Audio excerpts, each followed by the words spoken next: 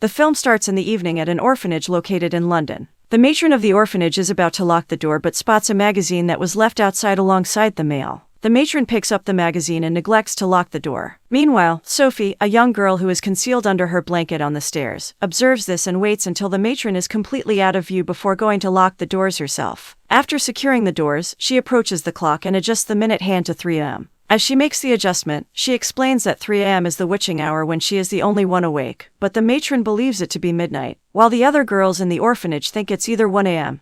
or 2 a.m. Afterwards, she goes to the matron's desk to sort through the mail. While doing so, she hears a noise from outside and quickly goes to investigate. Outside, Sophie sees a group of drunken men causing a disturbance in the peaceful streets of London. She takes matters into her own hands by scolding them and reminding them that the children are trying to sleep. She threatens to call the police if they do not leave immediately. She then turns off the streetlight and closes the windows as the men choose to leave rather than risk getting in trouble with the police. As Sophie goes back to her room, an eerie shadow is seen moving past, which goes unnoticed by Sophie. Once in the room where the other children are sound asleep, Sophie wraps herself in her blanket, puts on her glasses, and turns on her flashlight to continue reading a book she had been reading. A short time into her reading, she hears the matron approaching the room and quickly turns off the flashlight to avoid detection. Once the matron has left, Sophie resumes reading her book. However, she is startled by a noise coming from outside. Sophie recalls that it is never safe to leave her bed, open the curtains, or look out the window at night, but she disregards this warning and does so anyways. Thankfully, it is only the neighborhood cats playing outside that had knocked over a trash can. As Sophie watches the cats, she notices a giant hand picking up the trash can and attempting to open it. Then she makes eye contact with the terrifying giant and quickly runs back into the room to hide. She reminds herself again of the warning not to leave her bed, open the curtains, or look out the window. And just as she is about to turn away, the giant sticks his hand through the window, abducting her along with her blanket and book. As the giant races through London, Sophie's blanket transforms into a bag from which she can see the various methods the giant uses to avoid being seen by other humans. Methods such as disguising himself as a wall, blocking a street light, hiding among cargo in the back of a truck, and pretending to be a tree. The giant eventually makes it out of London and into the countryside, where he continues leaping, passing through a thick cluster of clouds that leads directly into giant country, and into a cave, which seems to be his home. The giant hangs Sophie in her blanket from a tree and begins to chop a vegetable called a snuscumber to make himself dinner. Meanwhile, Sophie manages to slip out of the blanket and makes her way down to the window in an attempt to escape. The window is hard to open due to her small size, but with persistence, she is able to open it.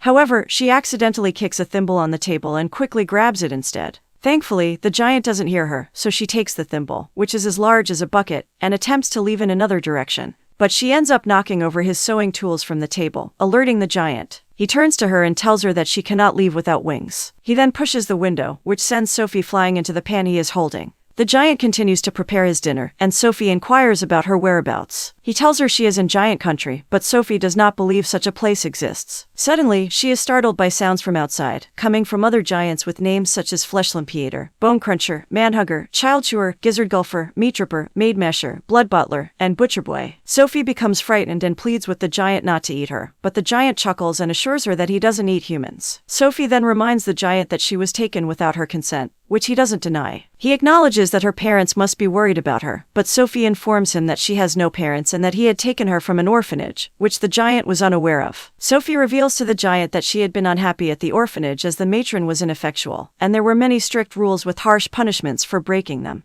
The giant sympathetically hands her back her glasses, and Sophie asks if the other giants are as kind as he is. The giant responds that as he serves himself a plate of strange-looking stew, that the other giants do eat humans. Sophie is confused as to why the giant had taken her. He then explains, with his poor grammar, that if he had left her behind, she would have gone around telling people about seeing a giant, which would spark the curiosity of humans and lead to him being captured and put on display in a zoo. Sophie promises that she will not tell anyone, but the giant does not trust her. He instead tells her that they will be spending the rest of their lives in giant country. While she continues to talk about escaping, he throws her blanket over her and takes her to a ship bed, placing her in the crow's nest, and warning her of the man-eating giants that lurk outside if she tries to escape. Sophie becomes angry and corrects all his grammatical errors, making him sad. Sophie apologizes and sees a shining object in a container the giant is holding. Curious, she asks what it is and the giant reveals they are dreams. Sophie tells the giant that she is unable to dream due to insomnia, but the giant surprises her by picking up her book and reading it to her. As she listens, Sophie eventually falls asleep.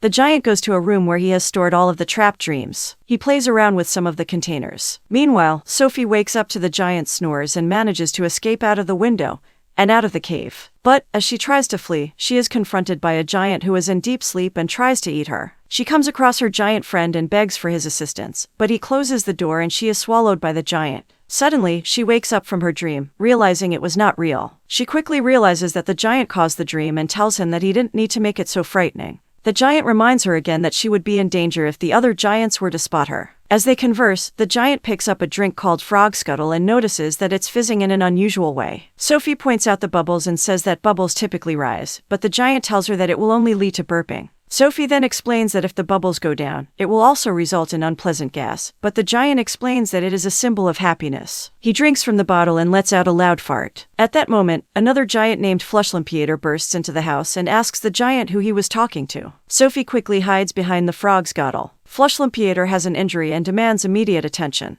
While being treated, Fleshlampiator detects a scent and inquires if the giant has acquired a new pet. The giant attempts to divert Fleshlampiator's attention while Sophie quickly hides in a snuscumber on the table. Without their knowledge, Fleshlampiator starts sniffing around the table trying to locate the unfamiliar scent. At this point, Sophie's giant friend offers the vegetable as a distraction. Unfortunately, as Fleshlampiator is about to take a bite of the vegetable, the giant notices Sophie's legs peeking out from inside the vegetable. He swiftly comes to her rescue, reminding his friend that he prefers to eat humans, not vegetables. The giant flings the snuscumber to the ground and tries to crush it, but is once again distracted by Sophie's giant friend. Eventually, he leaves while taking the bottle of Frog Scuttle with him as he departs the house. The giant gently lifts Sophie out of the vegetable and sets her on the table. He extends his hand to assist her, and Sophie clambers onto his palm. The giant then takes her to his secret dream storage area, where he helps her freshen up and offers her a selection of clothes to wear. Once Sophie is dressed, the giant notices the red jacket she has chosen and inquires about its origin. Sophie reveals that it was made from scraps he had given her. The giant initially appears sad, but when Sophie asks what's troubling him, he assures her it's nothing.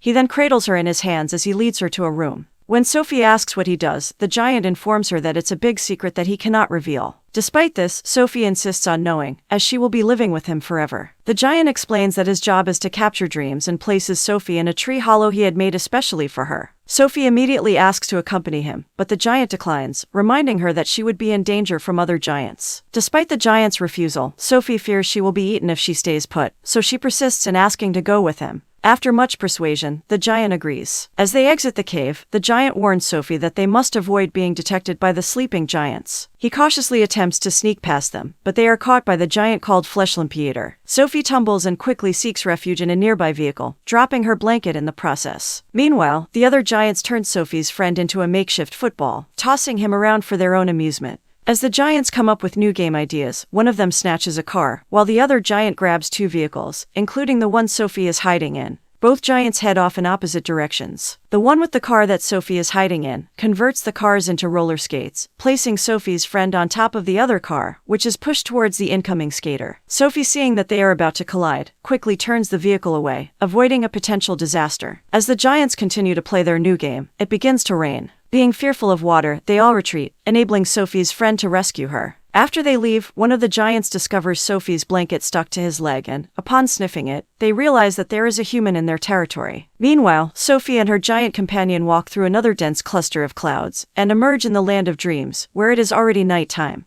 The giant explains to Sophie that he can hear the conversations between the stars, plants, and animals because of his large ears. He mentions that he used to be known as the Big Friendly Giant and asks Sophie what he should call her before diving into a lake. Sophie introduces herself and invites the person to join her in jumping into the lake. Despite being submerged in water, neither of them are wet upon emerging. They find themselves in a part of dream country where a giant captures dreams. The person then encounters difficulty capturing a specific, stubborn dream. Sophie assists the person with capturing the stubborn dream. The giant successfully captures the dream when it approaches Sophie, and hands it over to her to put into a jar. The dream then takes the form of Sophie's face. The giant encourages Sophie to catch more dreams, and after a moment of hesitation, she does so. However, she soon encounters a red dream, which the giant quickly takes away, stating it to be a nightmare. Sophie expresses her curiosity about the nightmare and asks the giant what it says. The giant tells her, "Look at what you've done. There will be no forgiveness." After the giant disappears, Sophie becomes panicked and calls out for him. The giant has left the lake, so the person reaches in and pulls Sophie out.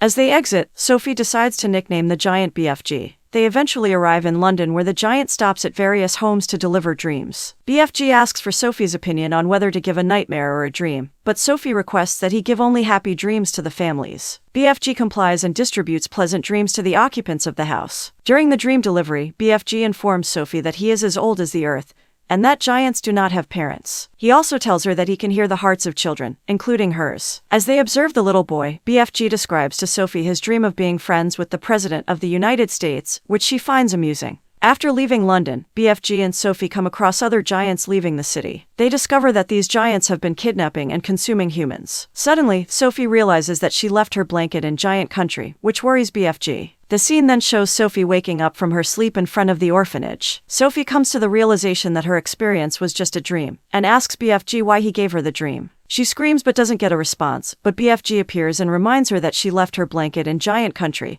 and the other giants know she was there. BFG tells Sophie that she is not safe with him, but she disagrees. BFG then informs her about a boy who owns the jacket she is currently wearing. BFG explains that he had once taken a boy who saw him while he was working to giant country. However, the other giants found and ate the boy, and BFG feels guilty about it. Sophie follows him and assures him that she is not scared, but he does not listen and walks away. Sophie returns to her room and whispers that BFG can hear even the quietest sounds. Sophie has an idea and goes to the balcony. She believes she can sense the presence of the BFG. She decides to jump from the balcony, but BFG catches and rescues her. They go back to the giant's land. Fleshlampiator sees them entering the house. Sophie suggests that they come up with a plan, and the two hide as Fleshlampiator enters the laboratory. BFG uses a large umbrella to avoid the water, while Sophie hides. Fleshlampiator arrives with the other giants and holds up Sophie's blanket, making the other giants sniff it. They begin searching for Sophie, destroying the lab in the process. BFG attempts to intervene and reminds Fleshlampiator that giants used to be peaceful. However, Fleshlampiator replies that those days are behind them. Meanwhile, Sophie moves around the lab, trying to evade the giant's search. Sophie manages to sneak into a room located in a tree that once belonged to a boy who lived with BFG. Fleshlampiator searches the room while she hides. BFG becomes angry, he musters up his courage, and grabs a hot metal rod to confront the giants. Fleshlampiator takes the rod, but BFG grabs a bucket of water and uses it to drive Fleshlampiator out of the lab, calling him an insult to all giants. Sophie discovers a picture of the queen in the boy's room and comes up with a plan. Meanwhile, BFG is wandering around the destroyed lab as Sophie puts the jacket on the bed. She exits the room and tells BFG that he speaks horribly, but then reassures him that he speaks beautifully and he gets excited.